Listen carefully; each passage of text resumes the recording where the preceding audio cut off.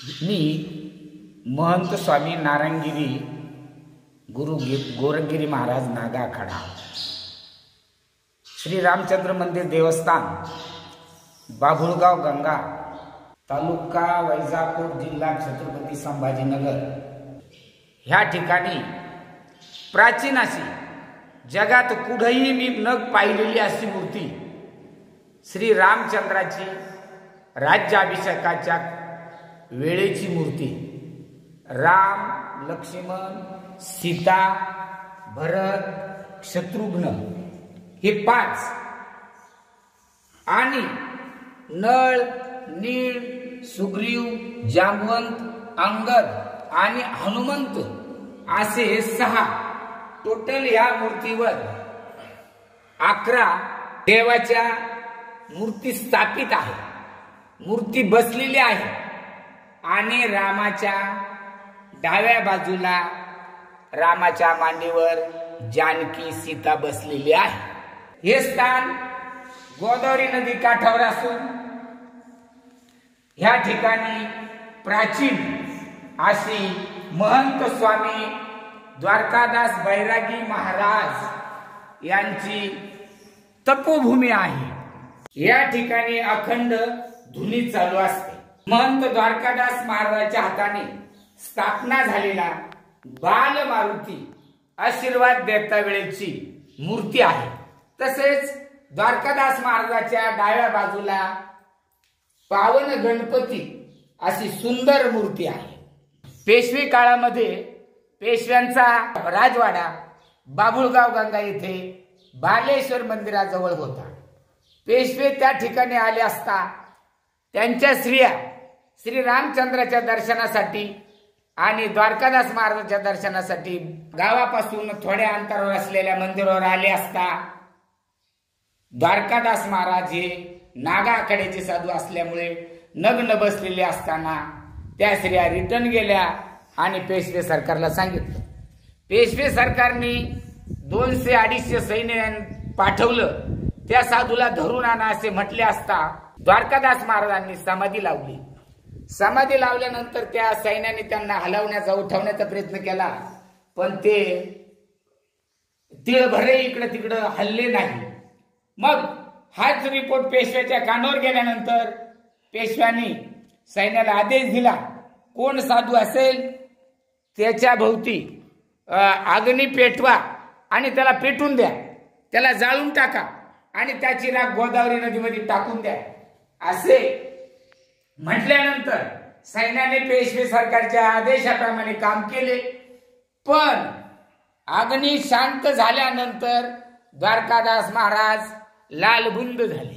लालबुंद झाले असता अग्नीतून उठून गोदामाईकडे स्नानासाठी चालले असता गोदावरी नदीच वर आली आणि तुम्ही माझ्यामध्ये प्रवेश करू नका, माझ्यातले जीव जंतू मासे हे मरून जातील, मीच तुमच्याकडे येते। येऊन गोदामाईने त्यांना शांत म्हणजे जे तापलेली मूर्ती होती ती शांत केली आणि द्वारकादास महाराजाकडे पेशवे सरकार आले। पेशवे सरकारला वाटलं का हा साधू जर जाळल्याने जळत नाही तर हा आपल्याला नक्कीच शाप देईल, म्हणून पेशव्यांनी ताम्रपटावर 300 एकर जमीन कोरली आणि 300 एकर जमिनीचा ताम्रपट घेऊन द्वारकादास महाराजाकडे आले आणि द्वारकादास महाराजाला तो ताम्रपट देण्याचा प्रयत्न केला असता द्वारकादास महाराज पेशवे सरकारला म्हटले, तू कोण देणार ही जमीन? हे सर्व विश्वच माझं घर आहे, तुला द्यायची असेल तर ती रामाला दे, ही जमीन मला हे स्थान सोडून जाण्याला कारणीभूत ठरेल, जमीन आल्यानंतर भांडणं येतील, माझे तप होणार नाही असं म्हणून पेशव्यांना त्यांनी सांगितलं, तुला आशीर्वाद बी देत नाही आणि शापही देत नाही। हे कृत्य पेशव्यांनी केल्यामुळं पेशव्याचं राज्य संपलं गेलं। महंत स्वामी द्वारकादास बैरागी महाराज हे गुळज टेकडी तालुका गेवराई जिल्हा बीड ह्या ठिकाणी निघून गेले। त्या ठिकाणी त्यांनी संजीवन समाधी घेतली। आजही त्या ठिकाणी 500 फुटाच्या एरियामध्ये स्त्रियांना एंट्री नाही, जाण्याचा प्रयत्न जर केला तर त्यांना चमत्कार होतात, सर्प दिसतात। ही बाळ स्वरूपातली आशीर्वाद देता वेळेची मूर्ती महंत स्वामी द्वारकादास बैरागी महाराजांनी स्थापन केलेली जागृत अशी स्वयंभू मूर्ती आहे। मूर्ती उत्तरमुखी आहे। आंबेगड महाराज ह्या ठिकाणी मारुतीच्या खाली तळघर आहे, साधना घर आहे। त्या ठिकाणी त्यांनी साधना केली। साधना काळामध्ये ते रात्री दुधामध्ये एक खारीक भिजायला टाकत असे व दिवसभरात तेवढी खारीक खायची। त्यांनी 42 दिवस साधना करून फक्त 42च खारका खाल्ल्या। असे हे महंत आंबेगड महाराज उर्फ किसनगिरी महाराज ह्या ठिकाणी काही दिवस तप करून पलीकड मातुरठाण या ठिकाणी त्यांची तिथं तपोभूमी आहे। बाबुळगाव मध्ये बालेश्वर मंदिरामध्ये काही दिवस तप केलं, त्या ठिकाणी त्यांची तपभूमी आहे। महाराष्ट्रात नाही भारतात त्यांच्या अनेक ठिकाणी साधना झालेली ठिकाण आहे। असे महंत स्वामी किसनपुरी महाराज नाशिक रोडला पंचक या ठिकाणी समाधी आहे। त्यांच्या शिष्या ब्रह्मवादिनी हिरादेवी ह्याही त्यांच्या मागे साधना केली आणि त्यांची समाधी गुरुच्या जवळ नाशिक पंचक ह्या ठिकाणी आहे। याच गावामध्ये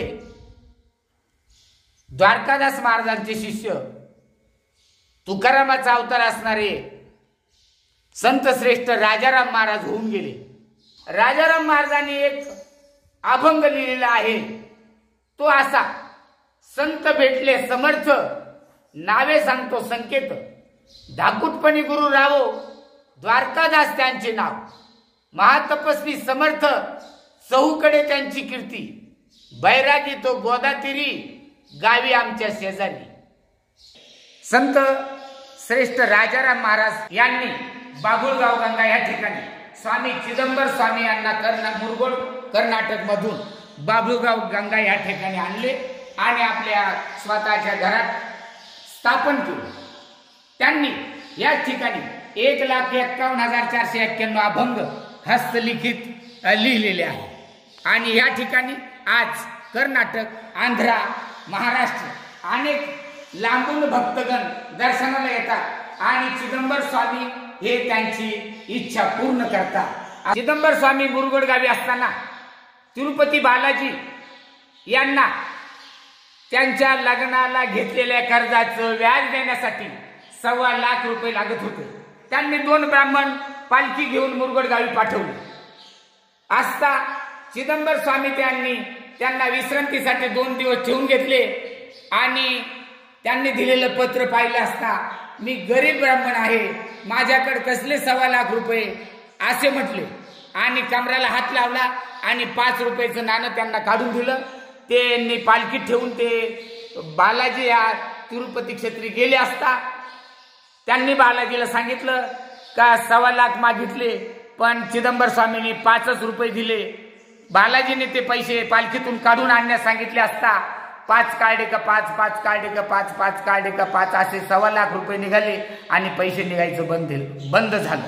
तसेच चिदंबर स्वामींनी यज्ञ केला।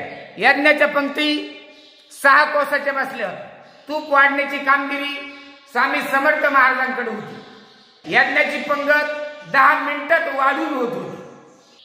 पंचाक्षरी जप 5 कोटीचं फळ फक्त एक शिव चिदंबर म्हटलं या अक्षरात आहे। चिदंबर स्वामी भगवान की जय, श्री रामचंद्र भगवान की जय, बजरंगबली हनुमान की जय, द्वारकादास महाराज की जय, संत श्रेष्ठ राजा राम महाराज की जय।